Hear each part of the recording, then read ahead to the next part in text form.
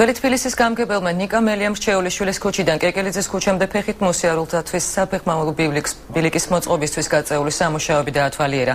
სამუშაოები ძველი თბილისის გამგეობის დაფინანსებით ჩატარდა და ბიუჯეტიდან დაახლოებით 100,000 ლარი გამოიყო. მელიას განცხადებით სამუშაოებისას მოეწყო გრუნტის დამჭერი კედრები, რითაც შესაძლებელი გახდა ტერასულად განლაგებული ეზოების გრუნტის ჩამოზვავების საფრთხის თავიდან აცილება. გარდა ამისა მოეწყო კიბეებიც.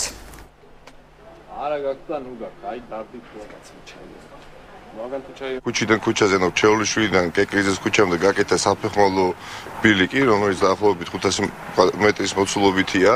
ამავე დროს გაკეთა მოვაჯირები, გაკეთა კიბეები, გამაგრდა კედლები, რამაც ეზოების, ასე თქვათ, გრუნტის ჩამოცვენის საფრთხე თავიდან აიცილა. ახლა დაждდა დაახლოებით თუ ვაუშვები 100,000 ლარის ფარგლებში ამ სამუშაოს შესრულება. პრობლემები იყო, რომ ჩამოწვა მიწა, თაის გამსახურდია ბაღიდან დაბლა, დააწვა ჩემს სახლს, გამოიტანეს იქიდან 4-5 მანქანა მიწა.